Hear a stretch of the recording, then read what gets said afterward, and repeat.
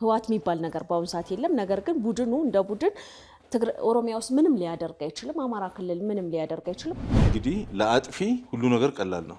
አንድን ነገር ለማጥፋት ማልማት እንጂ የሚያስቸግረው ጊዜ የሚፈጀው እውቀት የሚጠይቀው ማጥፋት እውቀትም አይጠይቅም፣ ጊዜም አይጠይቅም፣ ምንም አያስቸግርም። ኢትዮጵያ ያለ ባህር በር ማደግ መበልጸግ ትችላለች የሚል አስተሳሰብ ነበራቸው። በአሁኑ ጊዜ ከነሱ ጎን የሚቆም ሰው ምናልባት ኦሮሚያ ውስጥ አንድ ሰው ቢኖር በጣም ደስፐሬት የሆነ መግቢያ ያጣ ጀዋር መሐመድ ብቻ ነው።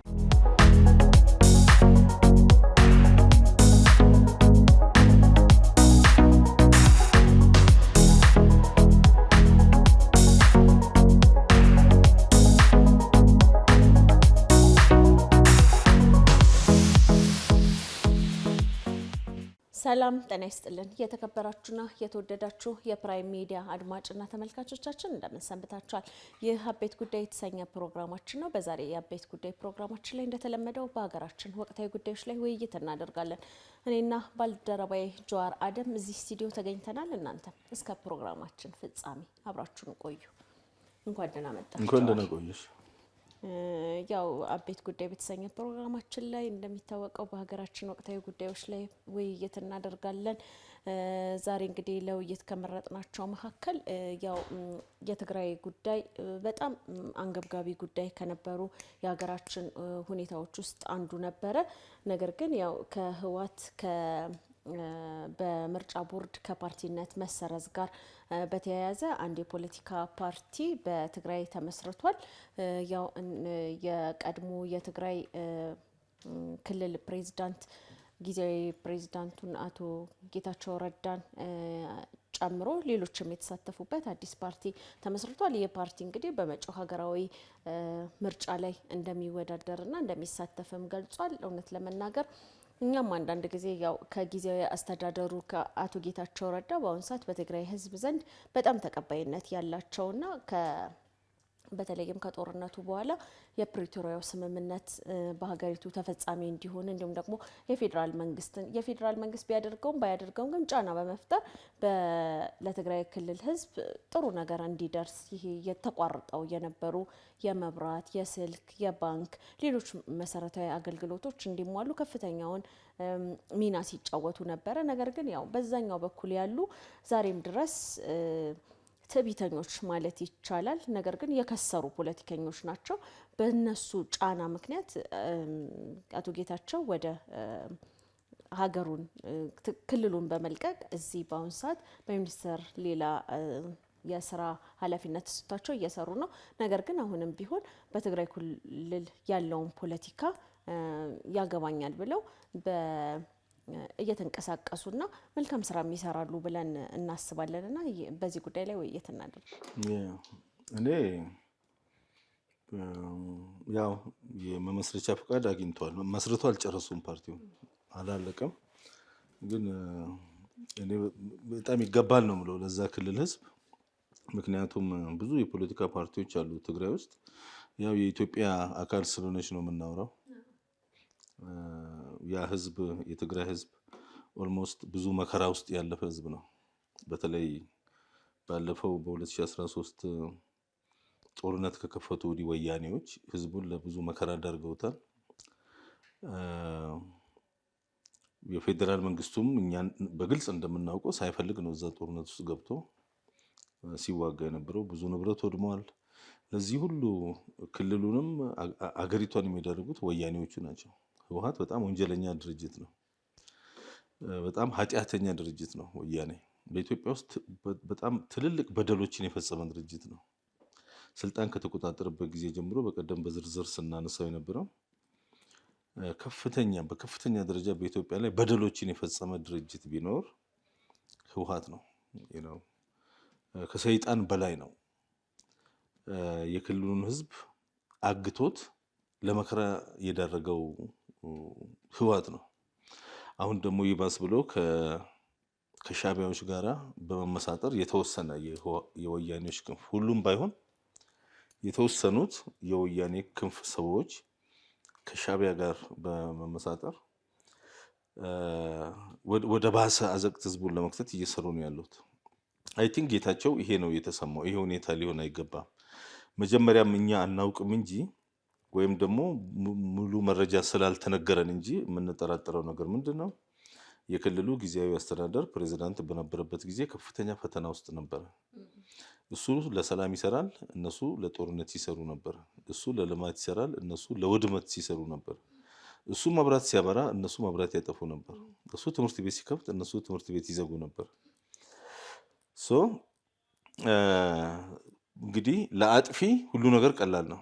አንድን ነገር ለማጥፋት ማልማት እንጂ የሚያስቸግረው ጊዜ የሚፈጀው እውቀት የሚጠይቀው ማጥፋት እውቀትም አይጠይቅም፣ ጊዜም አይጠይቅም፣ ምንም አያስቸግርም። ስለዚህ አጥፊዎቹ ክልሉን መልሰው ሌላ ችግር ውስጥ ለመክተት እየሰሩ ነው። ይሄ የኢትዮጵያ ሕዝብ ያሳዝነዋል። እውነቱን ለመናገር ብዙ ቦታ ሰዎችን ስናወራ፣ አንዳንድ ሚዲያዎችን ስናዳመጥ ትግራይ ውስጥ ወያኔዎች ድጋሚ እንደገና ሕዝቡን ለመበደል እየሰሩ ያለው ነገር በጣም አሳፋሪ ነው። ይሄ ሁኔታ አንድ ቦታ ሊቆም ይገባል። የትግራይ ሕዝብ ይህንን ሁኔታ በዋናነት ሊያቆም ይገባል። አሁን ያለው ጊዜያዊ የክልሉ መንግስት በጀነራሉ የሚመራው ከህዝቡ ጎን ቆሞ እንደዚህ አይነት የኢትዮጵያን ህገ መንግስት ማክበር አለበት።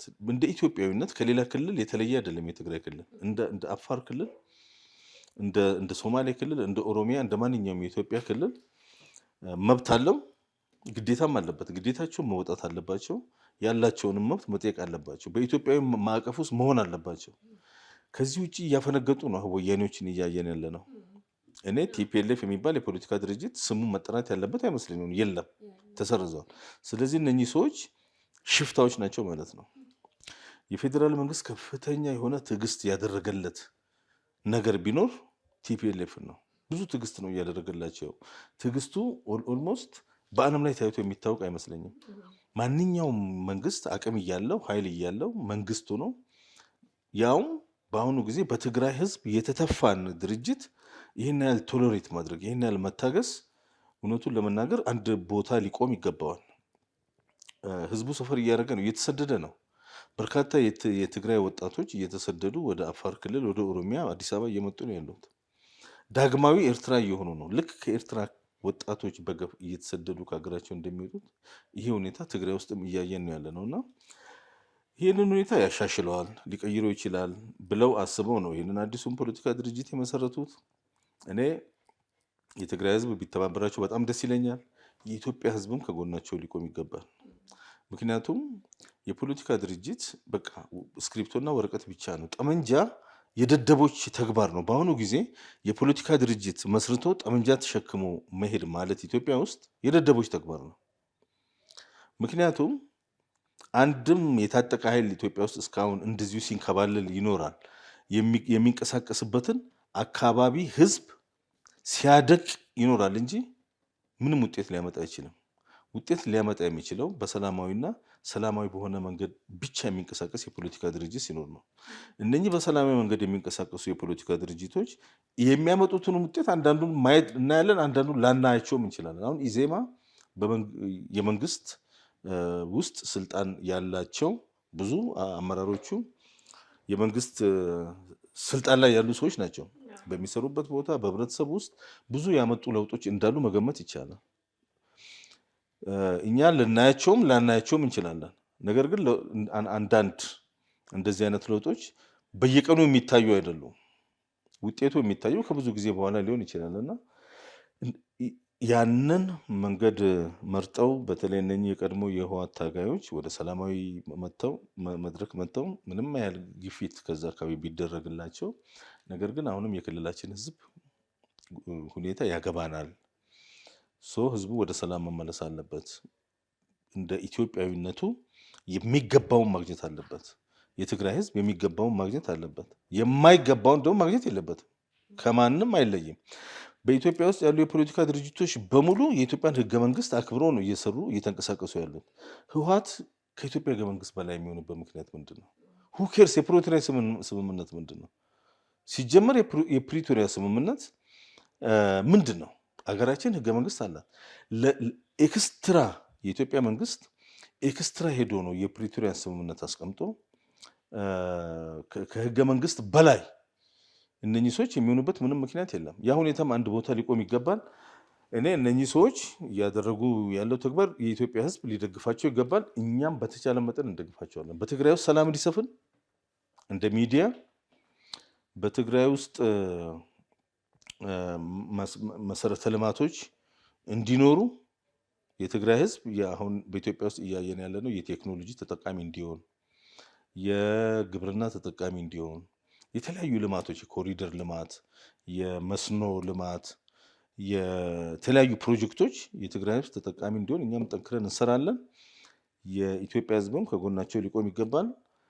የትግራይ ሕዝብ በዋናነት ግን ይህን ነገር ለይቶ ማወቅ አለበት። በአሁኑ ጊዜ እነኛ አሁን አዲስ የፖለቲካ ፓርቲ የመሰረቱት ግለሰቦች እንዳሉ ሆነው ህወሓት የሚባለው ወያኔ እዛ የቀረው ወያኔው ራሱ ቢያንስ በ3 እና ከ3 በላይ ቦታ ተከፋፍሎ ያሉ እንዳለ ነው የምንሰማው።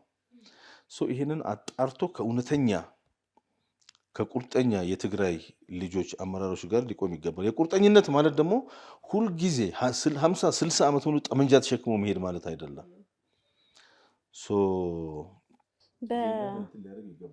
በትግራይ ውስጥ የሚንቀሳቀሱ የፖለቲካ ፓርቲዎች አሁን የተመሰረተው ብቻ አይደለም፣ በጣም በርካታ ፓርቲዎች አሉ። ነገር ግን ፓርቲዎቹ ከዚህ በፊት በህወሓት የሚደርስባቸው ጫና በጣም ከባድ ነበረ።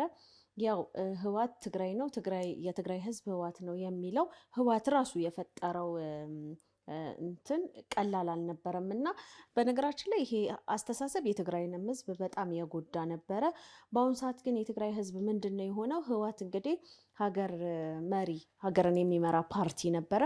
ሀገርን በሚመራበት ጊዜ በርካታ ኢትዮጵያውያንን ለእንግልት ለስቃይ እየዳረገ የውሸት ፌዴራሊዝምን በመጠቀም የአንድ ቡድን የበላይነትን በማስፈን አንድ ቡድን እንዲፈራ አድርጎ እየኖረ ነበር። በአሁኑ ሰዓት ደግሞ ትግራይ ውስጥ ምንድን ነው የሆነው? ይህንን በደሉን ይህንን የሚያደርጋቸውን ችግሮች በሙሉ የትግራይ ህዝብ ነው ሙሉ ለሙሉ ገፈት ቀማሽ የሆነው። በአሁኑ ሰዓት ህወሓት የሚባል ነገር በአሁኑ ሰዓት የለም። ነገር ግን ቡድኑ እንደ ቡድን ኦሮሚያ ውስጥ ምንም ሊያደርግ አይችልም። አማራ ክልል ምንም ሊያደርግ አይችልም። አዲስ አበባ ውስጥ መጥቶ ምንም ማድረግ አይችልም። ይህን ምንም ማድረግ የማይችለውን ነገር ግን የትግራይ ህዝብ ውስጥ በመግባት ከፍተኛ የትግራይ ወጣትን የሚጎዳ አስተሳሰብም ነው ሲጀመር ያለው። ያንን ነገር የትግራይ ህዝብን ለጥቃት ሲጠቀምበት ነበረ። ሌላው እንግዲህ በጣም ከውጭ ተደብድቦ የገባ አባወራ ቤት ውስጥ ገብቶ ባለቤቱን ይደበድባል የሚባል ተረት አለ ድሮ። እንደዛ እኮ ነው እያደረጉ ነው። ተደብድበው አሁን እነኚህ ወያኔ ሰዎች ኦሮሚያ ውስጥ ተቀጥቅጠው ተገርፈው ነው ወዶ አለቀቁ። ጆሮአቸውን ይዘው ነው ወጣቶች ያባረሯቸው። ከአማራ ክልል ጆሮአቸውን ይዘው ነው በእርግጫ እየረገጡ ያስወጧቸው። ከመላ ኢትዮጵያ ሳይወዱ በግዳቸው ነው የወጡት። ስለዚህ ያንን ምስኪን ህዝብ በግላጭ አገኙት። የትግራይን ህዝብ ያንን ሁሉ ቂም በቃ ማንን ትችላለህ ቢባል እዛ ገብተው በጣም የሚያሳፍረው በተለይ በ2 ዓመት በነበረው የሰሜን ጦርነት በሚባለው ሲወቅሱት በጄኖሳይድነት ሲከሱት በንብረት ዘረፋነት ሲከሱት የነበረው ሄደው ሻዕቢያ ስር መሸጎጣቸው ነው። ይሄ ለሻዕቢያም ልብ ሰጠና በተለይ የሻዕቢያዎቹ አለቃ ባለፈው ጊዜ ስለ ኦሮሞማ ማውራት ጀመረ። ምን ያህል የኦሮሞን ህዝብና ሌላውን የኢትዮጵያ ብሔር ብሔረሰቦች እንደሚያሰባስብ አልገባውም ያለ። በአሁኑ ጊዜ ሻዕቢያ ወያኔን ጨምሮ ሌሎች እነኚህ የፋኖና የሸኔ ርዝራዦችን ጨምረው ቢንቀሳቀሱ አንዲት ነገር ማምጣት አይችልም። አልፏል፣ ያ ዘመን አልፏል። እነሱ አሁንም አስተሳሰባቸው ኋላ ቀር ነው፣ ትጥቃቸው ኋላ ቀር ነው፣ አላማቸው ኋላ ቀር ነው። ሁሉም ከዓለም ወያኔን ጨምሮ ከዓለም እየተገለሉ ናቸው። በአሁኑ ጊዜ ከነሱ ጎን የሚቆም ሰው ምናልባት ኦሮሚያ ውስጥ አንድ ሰው ቢኖር በጣም ደስፐሬት የሆነ መግቢያ ያጣ ጀዋር መሐመድ ብቻ ነው። ከሻዕቢያና ከወያኔ ጋር ምንም ጥርጥር የለም። እዚህ ላይ ነገ የሚታይ ነው። ምክንያቱም ኦልሬዲ መሰረቱን አጥቷል። ስለዚህ መውደቅ የሚችለው አሁን እሱ ወደ እነሱ ብቻ ነው። ከዛ ውጪ እነኚህ ወያኔዎቹ ሄደው የኢሳያስ አፈወርቄ በቃ ድሮም ስትገርፈን ነበረ፣ አሁንም ግረፈን። የቮለንተሪ ባርነት ነው። በፈቃደኝነት እነኚህ የወያኔ ሰዎች ከኢትዮጵያ ሲረገጡ አሁን ከትግራይ ህዝብ ላይም እምነት የላቸው። ወያኔ መጨረሻ ላይ ያላቸው አማራጭ ምን ሆኖ አገኘ ነው? ሄደው ለኢሳያስ አፈወርቂ ተላላኪ መሆን ነው። ይሄ ደግሞ ገመዱ ምን ያህል እንደሚረዝም አንዳንድ ነገሮችን ስንሰማ አሁን ባለፈው አቶ ጌታቸው ኢንተርቪው ላይ ሲናገር ነበረ። ያኔ በጦርነቱ ጊዜ በጨለማ አውሮፕላን ቀጥታ ትግራይ እየመጣ ጠመንጃ ሲያራግፍላቸው እንደነበረ አስቀድሞ መንግስት ነግሮናል። ጠቅላይ ሚኒስትሩ በአንድ ወቅት ባደረጉት ንግግር እናውቃለን ያለው የጦር መሳሪያ በፕሌን ሲገባ እናያለን ነው ያለው። ነገር ግን ያላቸውን ኃይል በሙሉ ያመወጡና ከዛ በኋላ እናሸንፋቸዋለን። በዛ ጦርነት የተሸነፈው ወያኔ ብቻ ሳይሆን ወያኔ ሲያስታጥቁ የነበሩት በጠቅላላ ነው የተሸነፉት። ዛሬም ከዛ የተለየ ምንም የሚመጣ ነገር የለምና እንኳን ያን ጊዜ ሁላችንም እንደምናውቀው እነኚህ ሰዎች በኢትዮጵያ ሀገር መከላከያ ሰራዊት ውስጥ ኦልሞስት እንደ ቫይረስ ውስጡ ገብተው ካንሰር ሆኖ ነበረ። ለመከላከያ ውስጡ ገብተው በመከላከያ ሰራዊት ውስጥ ያሉትን ሀገር ወዳዶች ሲያስቸግሩ እንደነበረ ነው። መረጃ ሲሰጡ እንደነበረ ነው። የመከላከያ አባላትን ሞራል ሲገሉ ቫይረስ ነው የሆኑት። በቃ ቫይረስ የሰው ሰውነት ውስጥ ገብቶ አታክ የሚያደርገው ዋይት ብላድ ሴልን ነው፣ ነጭ ደም ስርን ነው። የኤችአይቪ ቫይረስ የሂውማን ባዲ ውስጥ የሰው ሰውነት ውስጥ አታክ የሚያደርገው ምንድን ነው? ነጭ የደም ሴልን ነው። ነጭ የደም ሴል ደግሞ የሰው ልጅ ሰርቫይቭ እንዲኖር የሚያደርግ የደም ሴልን ነው። መከላከያ ውስጥ ተሸሽገው ቫይረስ ነበር የሆኑት እነኚህ የወያኔ ሰዎች።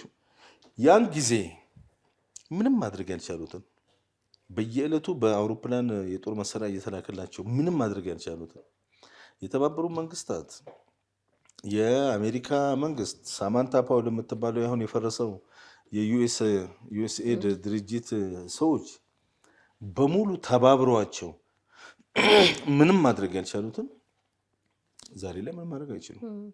የሚያሳዝነው ግን ከነሱ የማይሻል በምንም መመዘኛ ኤርትራ ውስጥ ካለ የፖለቲካ ድርጅት በጣም ደካማ የሆነ ኢትዮጵያ ውስጥ ያለ የፖለቲካ ድርጅት ይበልጣል።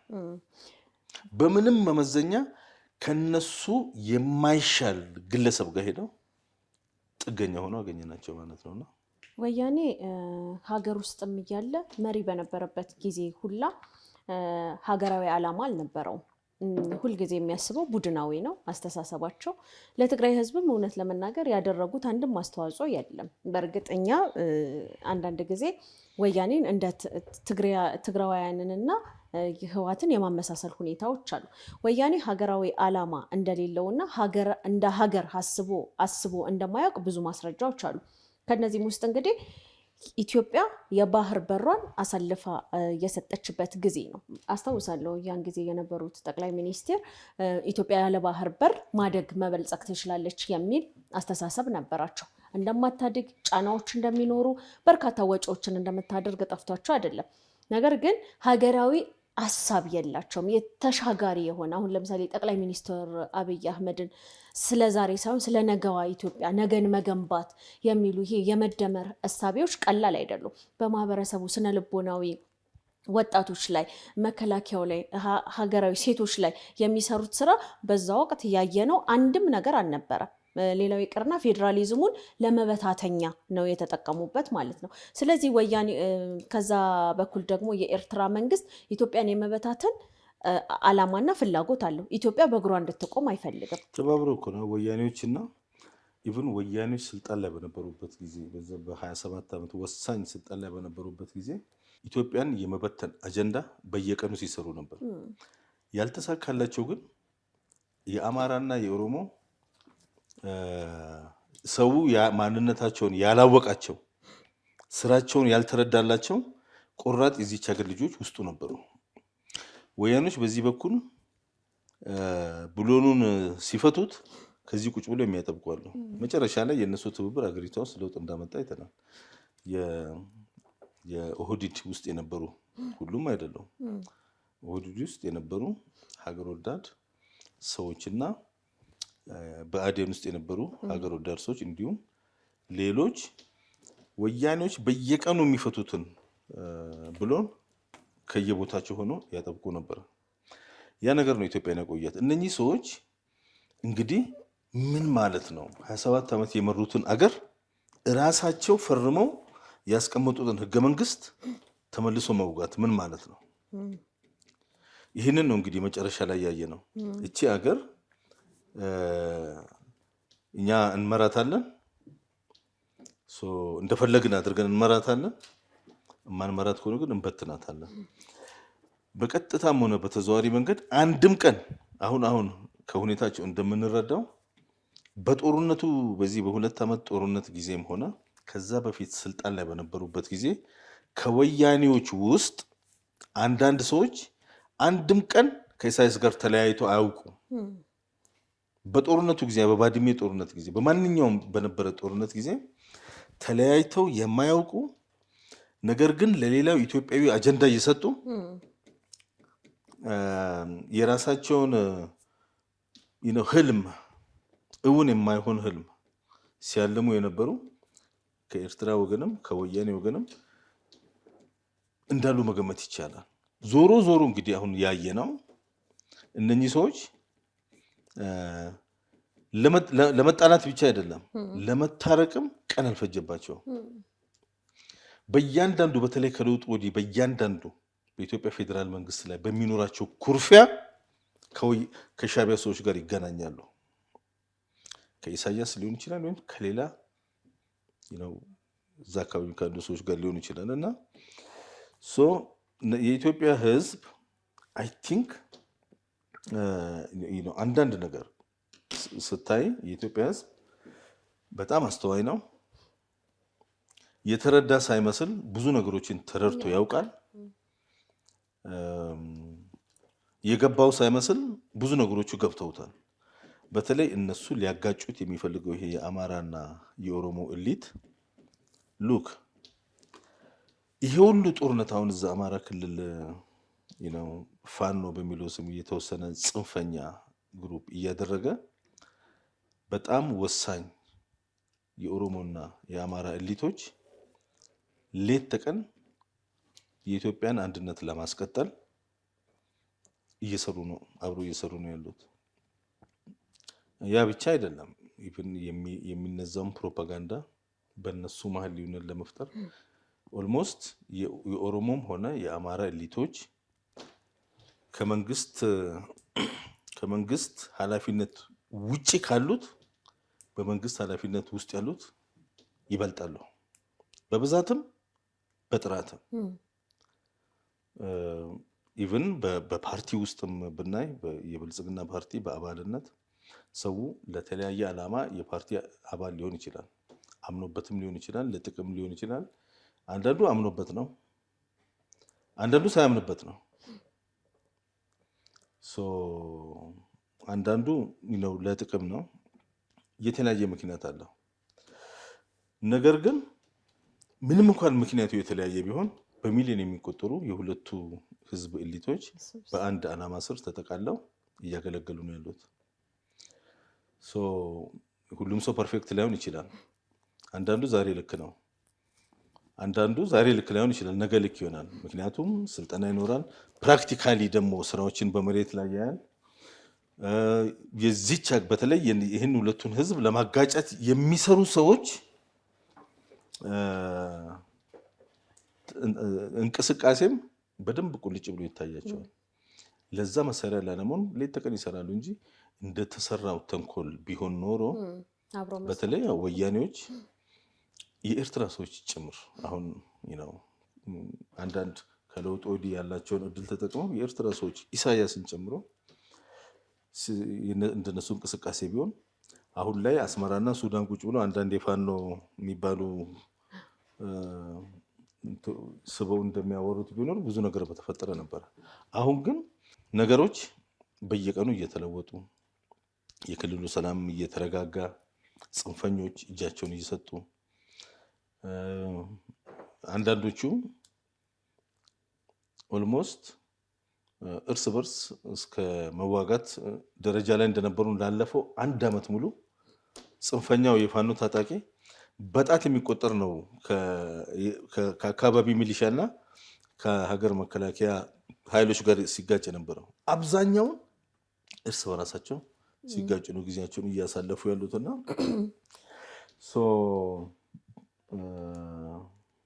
ይሄ ነው እንግዲህ። አንዳንድ ጊዜ እነዚሁ የከሰሩ ፖለቲከኞች የሚናገሩት ነገር አለ። ኢትዮጵያ እያብለጨለጨች ነው። የሆነ ብልጭልጭ ማለት መሰረታዊ ለውጥ የሌለው ነገር ነው እንጂ የሚሰሩ ፕሮጀክቶች አንዳንዶቹ እንደውም ቤተ መንግስቱ እንኳን ይሸጥ የሚሉም አሉ። የሸገር መንገዶችን በተመለከተ ሸገር ውስጥ የሚሰሩ ስራዎችን ግንባታውን በተመለከተ ምንም አይነት መሰረታዊ ለውጥ እንደሌለ ይናገራሉ። ነገር ግን ኢትዮጵያ ውስጥ የመጣ ተጨባጭ ለውጥ አለ። እኛ አገር ውስጥ ስለምንኖር ለዚህ ምስክር ነን። የህዳሴ ግድብ የነበረበትን ጊዜ እናስታውሳለን። ተጠናቆ እንግዲህ በዚሁ ዓመት ይመረቃል ወይም ደግሞ በሚቀጥለው ዓመት ይመረቃል ተብሎ ይጠበቃል። እኛ እኮ ትተናል። አሁን ስለ ህዳሴ ግድብ እኮ አይ ቲንክ ስለሌላ ግድብ እኮ ማውራት ተጀምሯል ኢትዮጵያ ውስጥ አሁን ስለሌላ ሁለተኛ ግድብ፣ ስለ ባህር በር ማለት ስለ አሰብ ቀጥታ አሁን ስለ አሰብ ነው የኢትዮጵያ ህዝብ እያሰበ ያለው እያወራ ያለው። አልፏል እኮ አጀንዳው ብዙ አልፏል። በዚህ ሁኔታ የማያቆም ከሆነ ኢትዮጵያ ውስጥ ስለ አስመራም ጥያቄ ሊነሳ ይገባል። ኤርትራ እንዴት ነው ከኢትዮጵያ የተገነጠለችው? የትኛው መንግስት ነው የፈቀደላቸው? ይህንን የኢትዮጵያ ህዝብ ተረጋግቶ አስቦ ያውቃል? ኢቭን የኤርትራ ህዝብ ራሱ መቼ ነው ተረጋግቶ ቁጭ ብሎ ይህንን ያሰበው?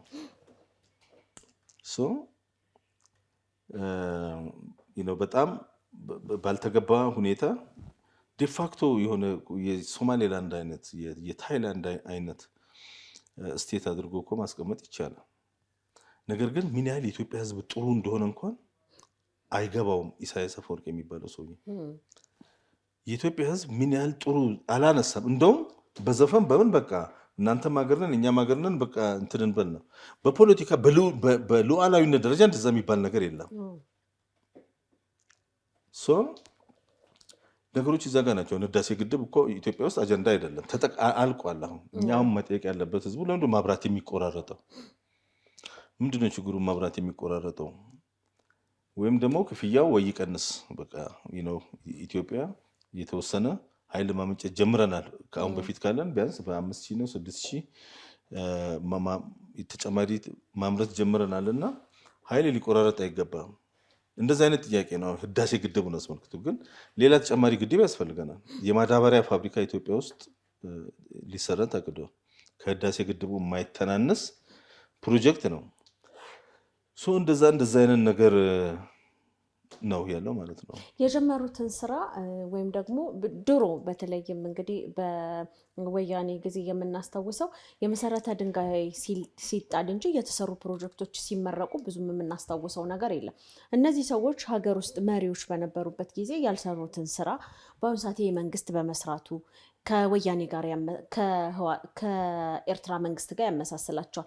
እነሱ ስላልሰሩና አሁን የሚሰራ መንግስት በመኖሩ ከዛም በተጨማሪ ደግሞ ኢሳያስ አፈወርቂ ደግሞ ያለውን እቅድ 50 ዓመት ሙሉ ኢትዮጵያ እንዳታድግና እንዳትበለጽግ ሲሰራ የነበረ ነው። ስለዚህ ይሄ ጉዳይ ያመሳስላቸዋል ሁለቱ። አንደኛ ይሄ ሀገራዊ ስሜት የለውም። ስራ ያየው የኢትዮጵያ ህዝብ ዓለም ያውቀዋል። አሁን እነኚህ የሚቃወሙት ልማት የለም ምናምን የሚሉት እኔ የሚገርመኝ ኢትዮጵያ እየለማች ነው ቢሉ በጣም ይገርመኛል። ምክንያቱም የሰው ልጅ ተቀይሯል እንዴ እንጂ ይሄ አሁን ማጣጣሉ ምናምን አዲስ አበባን እኮ በጣም ግማታም ሰፈር ነበረ። ያንን የሚናፍቁ ናቸው። ኢትዮጵያ ውስጥ እኮ ባለፈው 50-60 ዓመት ስራ የታየው በዚህ መንግስት ነው። የመጀመሪያው የኢትዮጵያ ውስጥ እንደው የፖለቲካና ኢኮኖሚ እንቅስቃሴ መሬት ላራሹ ነው። ዛሬ ላይ ያለፉት መንግስታት የደርግን ጨምሮ ለኢትዮጵያ ውስጥ ትተው የሄዱት ምንድነው? መሬቱም የለም አራሹም የለም።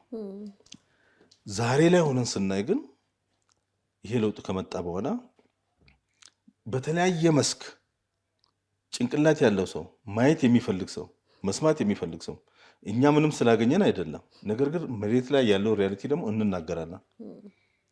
ችግሮች የሉ ማለት አይደለም። ስሞታዎች ወይም ደግሞ እንትኖች ምንድነው ቅሬታዎች የሉ ማለት አይደለም። በቅሬታ መሃል በስሞታ መሃል ነው ሀገር የምትገነባው። አሁን ህዝቡ ድሃ ነው እና ቤተመንግስት ምን ያደርጋል ወይም ደግሞ ድሮን ለምን ይታያል ይላል። ህንድ እኮ በቢሊዮን የሚቆጠር ሰው ድሃ ሆኖ ነው ጠፈር ላይ የወጣው የህንድ መንግስት። እነ ራሻ የዛሬ 60-70 ምናምን ዓመት ጠፈር ላይ ወጥተው ሲመራመሩ ሁሉም የራሻ ዜጋ ኑሮ ተመቻችቶለት አልቆ አይደለም። አሜሪካ ኦልሞስት 48% የአሜሪካ ህዝብ አሁንም በፉድ ስታምፕ ነው የሚኖረው። መንግስት እያበላው እየደጎመው ነው የሚኖረው። ሆምለስ ኒውዮርክ ከተማ ውስጥ ያለው ሆምለስ አዲስ አበባ ውስጥ ካለው ሆምለስ ይበልጣል በብዛት። በረንዳ ላይ የሚያድር በረንዳ ዳሪ ማለት ነው ሆምለስ ማለት። ብሪጅ ስር ድልድይ ስር የሚያድር ኒውዮርክ ከተማ ያለ ሆምለስ አዲስ አበባ ውስጥ ካለ ሆምለስ ይበልጣል። በየፊዲንግ ሴንተር ማለት ምግብ ተሰልፈው እየተቀለበ የሚኖር ያ እያለ እነኚህ እኮ ሁልጊዜ ድህነትን በመናገር ብቻ መኖር የሚፈልጉ ናቸው። ሁሉም ሰው ድሃ ከሆነ በቃ ሁሉም የኢትዮጵያ ህዝብ መንግስትም ህዝብም ተስተካክሎ ድሃ ከሆነ ለፖለቲከኞች ይመቻል ለማልቀስና ገቢ ለማግኘት። ስለዚህ እየተሰራ ነው እየተለወጠ ወደኋላ የቀረውንም ድሃውንም ኑሮ ያልተመቸውን ኑሮን እየቀየሩ ከፍ እየተደረገ የሚካሄድ እንጂ ሁላችንም ቁጭ ብለን እናልቅስ የሚባል ነገር አይሰራም። እዚህ ላይ ሊቆም ይገባል። አመሰግናለሁ ጆ። የተከበራችሁና የተወደዳችሁ የፕራይም ሚዲያ አድማጭና ተመልካቾቻችን የዛሬው የአቤት ጉዳይ ቆይታችን ይሄንን ይመስል ነበረ። ቀሪ የፕራይም ዝግጅቶች እንደቀጠሉ ናቸው። ጥሩ ጊዜ ይሆንላችሁ።